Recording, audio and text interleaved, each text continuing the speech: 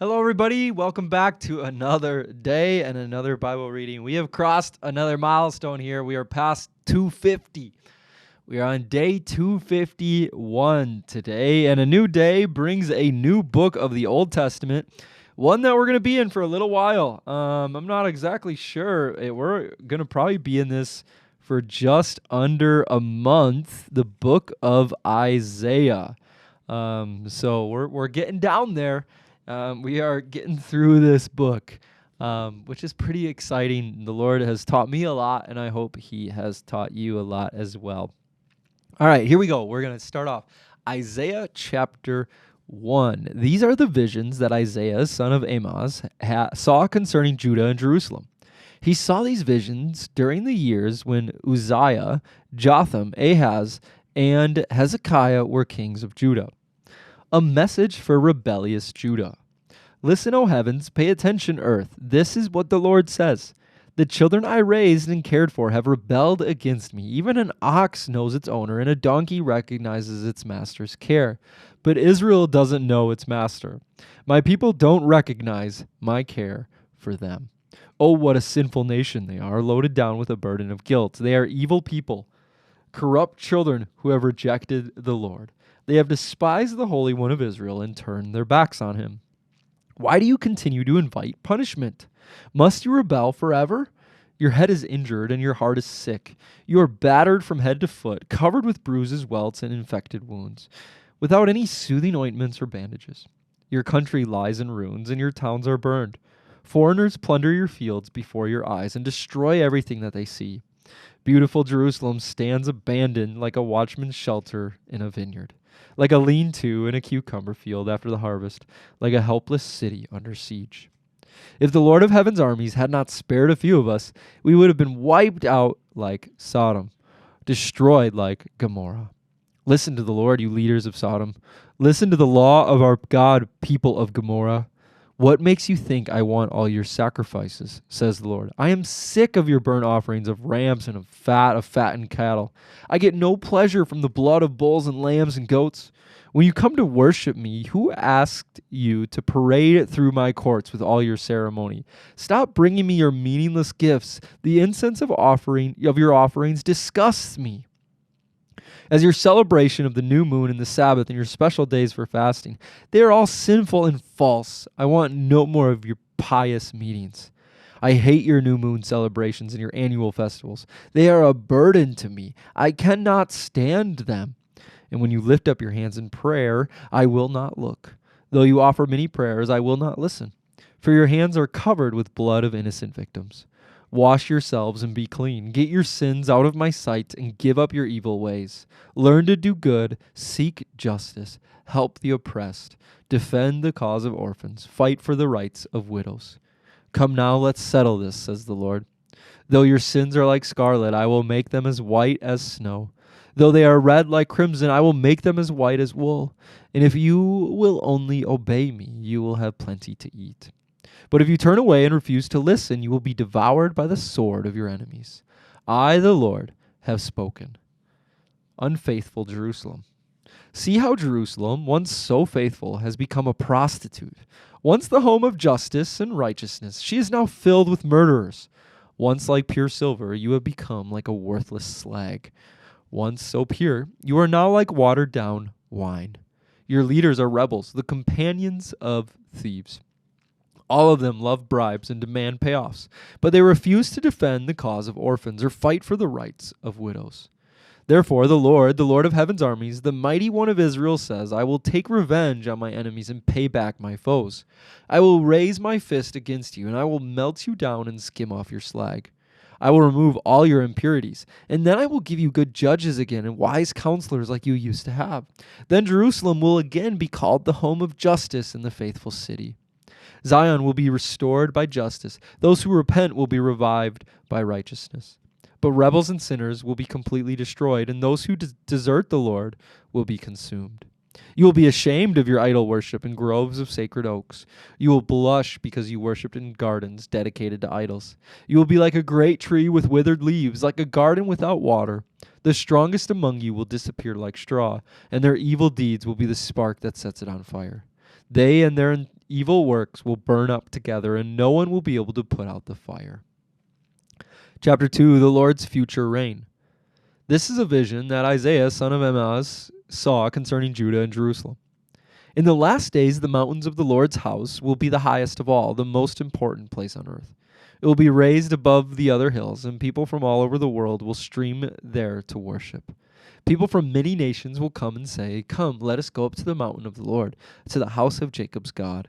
There he will teach us his ways, and we will walk in his paths, for the Lord's teachings will go out from Zion. His word will go out from Jerusalem. The Lord will mediate between the nations and will settle international disputes. They will hammer their swords into plowshares and their spears into pruning hooks. Nation will no longer fight against nation, nor train for war anymore." A warning of judgment. Come, descendants of Jacob, let us walk in the light of the Lord.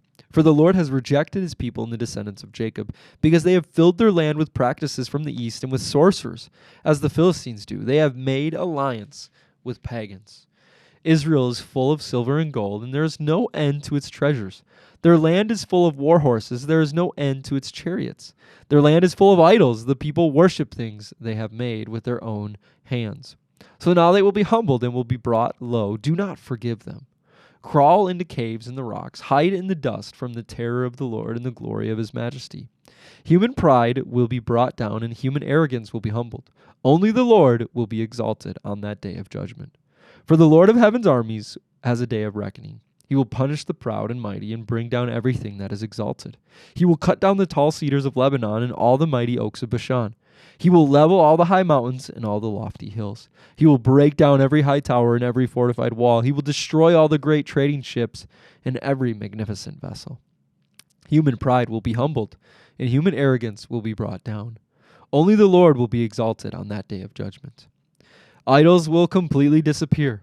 And when the Lord rises to shake the earth, his enemies will crawl into holes in the ground.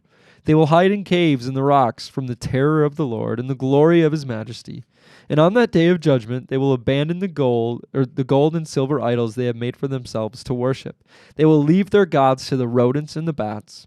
And while they crawl away into caverns and hide among the jagged rocks and the cliffs, they will try to escape the terror of the Lord and the glory of his majesty as he rises to shake the earth.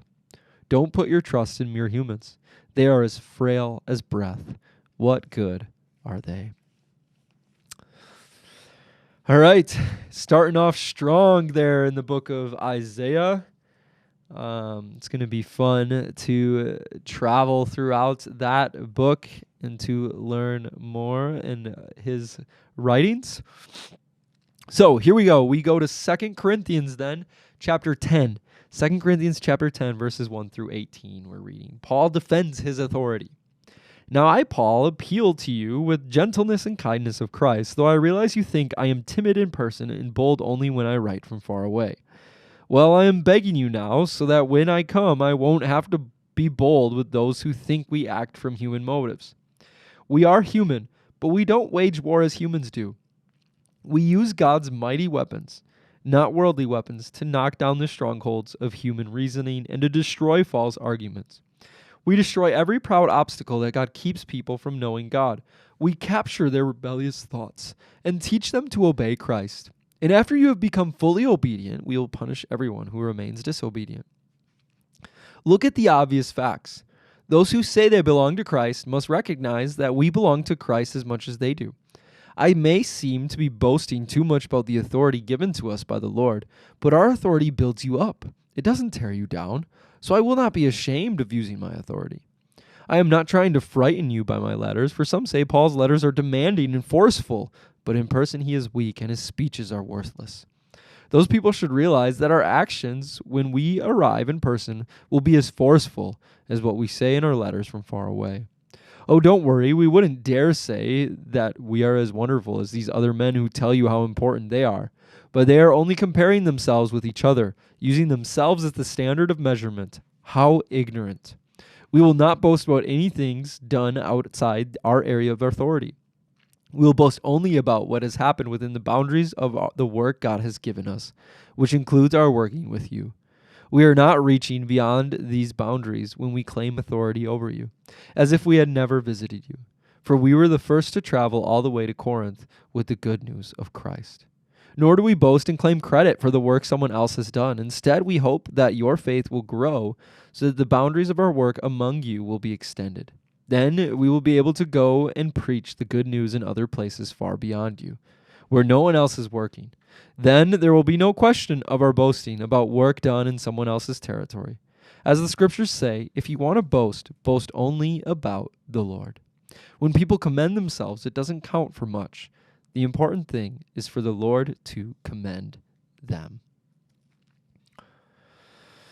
All right, then we flip over to Psalm 52 today. Psalm chapter 52. It says, for the choir director, a psalm of David regarding the time Doeg the Edomite said to Saul, David has gone to see Ahimelech. Why do you boast about your crimes, great warrior? Don't you realize God's justice continues forever? All day long you plot destruction. Your tongue cuts like a sharp razor. You're an expert at telling lies. You love evil more than good and lies more than truth. You love to destroy others with your words. You liar. But God will strike you down once and for all. He will pull you from your home and uproot you from the land of the living. The righteous will see it and be amazed. They will laugh and say, look what happens to mighty warriors who do not trust in God. They trust in their wealth instead and grow more and more bold in their wickedness. But I am like an olive tree, thriving in the house of God. I will always trust in God's unfailing love. I will praise you forever, O God. For what you have done, I will trust in your good name in the presence of your faithful people. And then we close with our proverb of the day here in the scripture part. Proverbs 22, we're with verse 26 and 27 today. It says, don't agree to guarantee another person's debt or put up security for someone else. If you can't pay it, even your bed will be snatched from under you. All right, and then we close today with our quote of the day from Oswald Chambers. My utmost from Ohio, it's for September 8th. It's do it yourself. God does not make us holy in the sense that he makes our character holy. He makes us holy in the sense that he has made us innocent before him.